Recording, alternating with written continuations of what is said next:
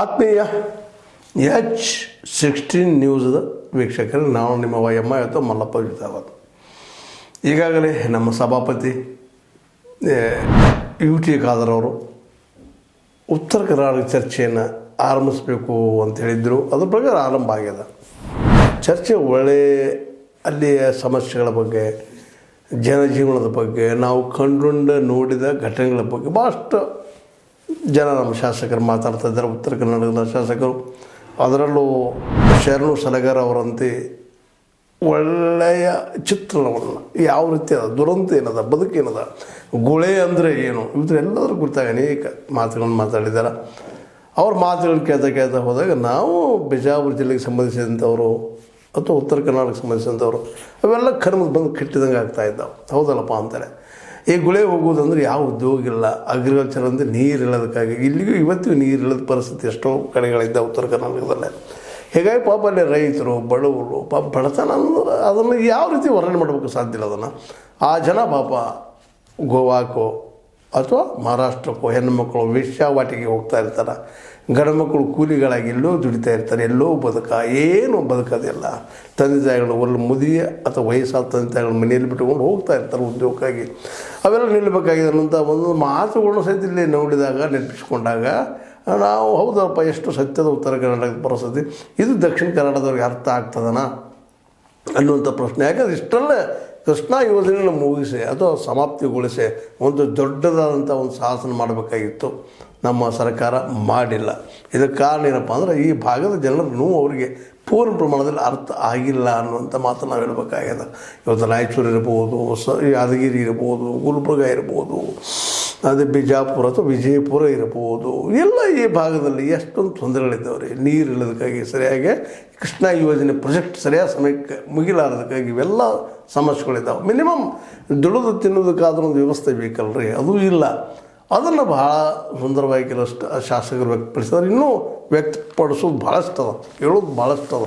ಆ ಚರ್ಚೆ ಆಗಲೇಬೇಕಾಗಿದೆ. ಇಡೀ ಉತ್ತರ ಕರ್ನಾಟಕ, ನಾವು ಕಲ್ಯಾಣ ಕರ್ನಾಟಕ ಅಂತೇನೋ ಒಂದಿಷ್ಟು ದುಡ್ಡು ಕೊಟ್ಟು ಇಂಪ್ರೂವ್ ಮಾಡಿದಪ್ಪ, ನಾವು 371 ಜೆ ಮಾಡೀವಿ ಅಂತ ಹೇಳ್ಕೊಡೋದ್ರಲ್ಲಿ ಅರ್ಥ ಇಲ್ಲ. ಯಾಕಂದ್ರೆ ಪೂರ್ತಿಯಾಗಿ ಬಿದ್ದು ಹೋದ ಸಮುದಾಯಗಳೆಲ್ಲ. ಯಾಕಂದ್ರೆ ಇತ್ತು ಮೈಸೂರು ಭಾಗ ಅಂದ್ರೆ ಬೆಂಗಳೂರಿಂದ ದೂರ, ಆ ಕಡೆ ಮುಂಬೈಯಿಂದ ದೂರ, ಎರಡೂ ತಿಂಗಳಿಗೆ ಬರುತ್ತಿರುವಂಥ ದೂರದ ಜನ. ಇಲ್ಲಿ ಯಾವುದೂ ಅವಕಾಶಗಳು ಇಲ್ಲ.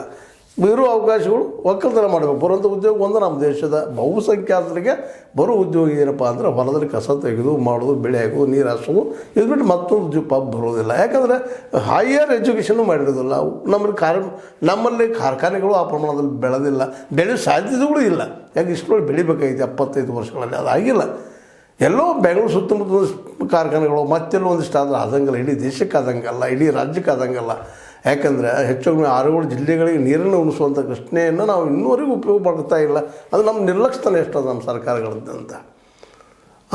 ಮೂರನೇ ಒಂದು ಏನು ಅಂಥದ ಕೆಲಸಗಳಿದ್ದಾವೆ, ಅವು ಮುಗಿತಾ ಇಲ್ಲ. ಇನ್ನೂ ಭೂಮಿ ಸ್ವಾಧೀನ ಮಾಡ್ತಾ ಇಲ್ಲ.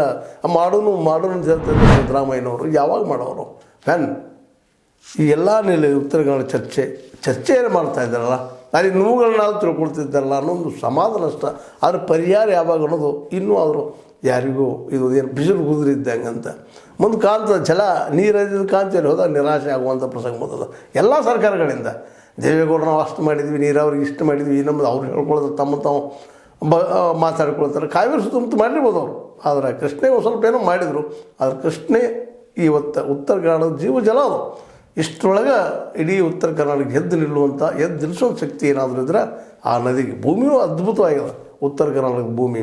ಆ ಭೂಮಿಗೆ ತಕ್ಕಂಗೆ ನೀರು ಇಲ್ಲದಕ್ಕಾಗಿ ಒದ್ದಾಟ ಆಗ್ಯದ. ಅದೆಲ್ಲನೂ ಚರ್ಚೆಗಳಾಗಬೇಕಾದಂಥದ್ದು.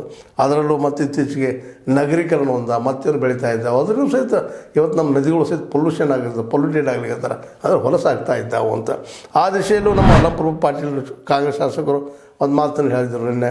ಏನಪ್ಪ ಅಂದ್ರೆ, ಭೀಮಾ ನದಿ ನೀರನ್ನು ಮಹಾರಾಷ್ಟ್ರವು ಶೀನಾ ನದಿಗೆ ತಿರುಗಿಸಿಕೊಂಡು ಬಳಕೆ ಮಾಡುತ್ತದೆ. ಭೀಮಾ ನದಿ ದೊಡ್ಡ ನದಿ ಅನ್ನೋಗಿಂತ ಒಂದು ಉಪನದಿ ಇದ್ದರೂ ಸಾಕಷ್ಟು ಉತ್ತರ ಕರ್ನಾಟಕದಲ್ಲೇ ಹೆಲ್ಪ್ ಆಗುವಂಥದ್ದು, ಸಹಾಯ ಮಾಡುವಂಥ ನದಿ ಅದು ಇವತ್ತು ಏನಾಗಿಬಿಟ್ಟದಪ್ಪ ಅಂದ್ರೆ ಅದನ್ನು ಸಹಿತ ನಮಗೆ ನೀರು ಬಿಡೋದಿಲ್ಲ ಮಹಾರಾಷ್ಟ್ರಿಗರು ಅಂತ ನಾವು ಅಂತೀವಿ ಇವತ್ತು. ಹೌದು, ಕೊಯ್ನಾ ಒಂದು ಸಂದರ್ಭದಲ್ಲೇ ಕೊಯ್ನಾ ಡ್ಯಾಮ್ ಕಟ್ಟೋ ಮುಂದೆ ನಮ್ಮ ನಿಜಲಿಂಗಪ್ಪನವ್ರು ದೊಡ್ಡ ಅನ್ಯಾಯ ಮಾಡಿ ಹೋಗ್ಬಿಟ್ರು ಆ ಸಂದರ್ಭದಲ್ಲಿ. ಯಾಕಪ್ಪ ಅಂದ್ರೆ ಅದಕ್ಕೆ ಏನೋ ಅನುಕೂಲ ಮಾಡಿ ಸಹಾಯ ಮಾಡಿದೆ ಅಂತ ದುಡ್ಡು ಪಾಲುದಾರರಾಗಿದ್ದರೆ ಇವತ್ತು ನಮಗೆ ಈ ಪರಿಸ್ಥಿತಿ ಬರ್ತಿರಲಿಲ್ಲೇನೋ. ನಿಜಲಿಂಗಪ್ಪನವ್ರು ಕೇವಲ ಅವ್ರು ಕಂಡಿದ್ದು ಬೆಂಗಳೂರು, ತುಮಕೂರು, ದಾವಣಗೆರೆ ಇವು ಕಂಡು ವಿನ ಉತ್ತರ ಕನ್ನಡದ ಭಾಗ ಕಾಣಲೇ ಇಲ್ಲ ಅನ್ನೋದು ಅತ್ಯಂತ ನೋವಿನಿಂದ ಹೇಳಬೇಕಾಗಿದೆ. ಆ ನೀರು ಇಲ್ಲದಕ್ಕಾಗಿ ಅವ್ರು ತಮ್ಮ ಶೀನಾ ನದಿಗೆ ತಿರ್ಕೊಂಡು ಹೋದರು. ಹೀಗಾಗಿ ಭೀಮಾ ನದಿ ಭಾಳಷ್ಟು ಕಲುಷಿತ ಆಗ್ಯದ, ಹೊಲಸಾಗ್ಯದ. ಯಾಕಂದ್ರೆ ಊರು ಬೆಳೆದಂಗೆ ಊರಿನ ಹೊಲಸನ್ನು ನಾವು ನದಿಗೆ ಬಿಡು ಪದ್ಧತಿನ ಕಲ್ತ್ಬಿಟ್ಟಿದ್ದೀವಿ. ನಾವು ಅದಕ್ಕೆ ಸಂಸ್ಕಾರ ಮಾಡೋದು, ಊರಿನ ಹೊಲಸನ್ನು ಮತ್ತೊಂದು ನಾವು ಮಾಡೋದೇ ಇಲ್ಲ. ನಾವೆಲ್ಲ ಪ್ರತಿಯೊಂದು ಊರಲ್ಲೂ ಇದು. ನೀವು ಯಾವುದೇ ಊರಿಗೆ ಹೋಗ್ರಿ, ಬೆಳೆದ ಊರುಗಳ ನೋಡಿದಾಗ ಅಲ್ಲೆಲ್ಲ ಹೊಲದ ನದಿಗೆ ಸೇರಿಸ್ಬಿಡೋದು. ಹೀಗಾಗಿ ನದಿಗಳು ಇವತ್ತು ನಮ್ಮ ಕರ್ನಾಟಕದ ಬಹುಸಂಖ್ಯಾತ ನದಿಗಳೆಲ್ಲ ಏನಾಗ್ಯಾವಪ್ಪ ಅಂದ್ರೆ ಆ ಊರಿನ ಘಟಕಗಳಾಗಿಬಿಟ್ಟಿದ್ದಾವೆ. ಹೀಗಾಗಿ ಅಲ್ಲೇನು ಮಾಡಲಿಕ್ಕೆ ಸಾಧ್ಯ ಇಲ್ಲ ಅಂಥ ಪರಿಸ್ಥಿತಿಗಳಿದ್ದಾವೆ. ಹೀಗಾಗಿ ಉತ್ತರ ಕರ್ನಾಟಕ ಅದು ಹೇಳೋದು ಅಲ್ಲಂ ಪ್ರಭು ಪಾಟೀಲ್ ಹೇಳುವಂಥದ್ದು ಭಾಳ ಸತ್ಯದು. ಯಾಕಪ್ಪ ಅಂತಂದ್ರೆ ನಾವು ನೋಡ್ತಾ ಇದ್ವಿ ಅದನ್ನು.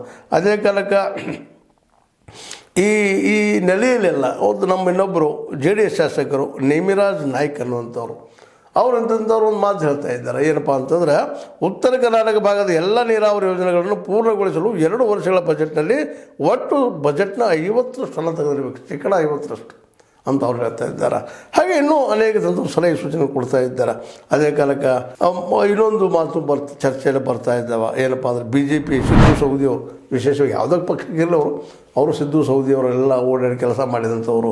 ಒಂದು ಚೆಕ್ ಡ್ಯಾಮ್ ಕಟ್ಟಿದ್ರು, ಪಡಸಲಿಗೆ ಪೋಲ್ಗಿಂದಲೂ ಅಲ್ಲಿ ಡ್ಯಾಮ್ ಕಟ್ಟಿ ಅಲ್ಲಿ ನೀರಾವರಿ ಅನುಕೂಲ ಮಾಡಿದವರು. ಕೃಷ್ಣೆಯನ್ನು ಸದುಪಯೋಗ ಮಾಡ್ಕೊಳ್ಳಿ ಪ್ರಯತ್ನ ಮಾಡಿದವರು. ಅವ್ರೇನು ಸಲಹೆ ಕೊಡ್ತಾರಪ್ಪ ಅಂದ್ರೆ ಈ ಕೃಷ್ಣಾ ಮೇಲ್ದಂಡೆ ಯೋಜನೆಗೆ 1 ಲಕ್ಷ ಕೋಟಿ ನಿಗದಿ ಮಾಡಿ ಅಂತೇಳಿ ನಿಗದಿ ಮಾಡೋದು ಸಂಪೂರ್ಣ ಮಾಡಿ ಮುಗಿಸ್ತಾರೆ.